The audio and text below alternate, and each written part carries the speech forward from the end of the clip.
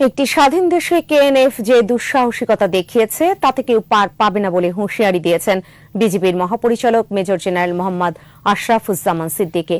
Walton fridge কিনে অনেকের মতো আপনিও হয়ে যেতে পারেন মিলেনিয়াল। সেরা পণ্যের সেরা অফার। বান্দরবানের থানচি ও রুমার বিভিন্ন সীমান্তের অপারেশনাল এলাকা পরিদর্শন করেন তিনি। সবাইকে অপারেশনাল প্রশিক্ষণ ও প্রশাসনিক বিভিন্ন বিষয়ে দিক নির্দেশনাও দেন বিজিবি মহাপরিচালক। বলেন, কুকিচিন সন্ত্রাসী বাহিনীর বিরুদ্ধে যৌথ বাহিনীর যে অভিযান হচ্ছে তা সরেজমিনে দেখতেই তার আশা।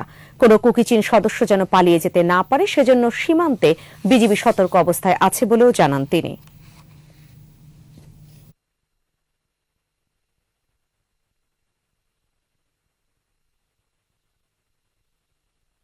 একটি স্বাধীন রাষ্ট্রের বিরুদ্ধে বা বিভিন্ন মেশিনারিজের বিরুদ্ধে এই ব্যাংক ডাকাতি বা এগুলো এই দুঃসাহসিকতা যে কোনো সন্ত্রাসী গ্রুপ দেখাতে বা দেখিয়ে পার পেতে পারবে না, এই সিগন্যালটি দেওয়াটাই মূল উদ্দেশ্য এবং তাদের এই সন্ত্রাসী কার্যক্রম।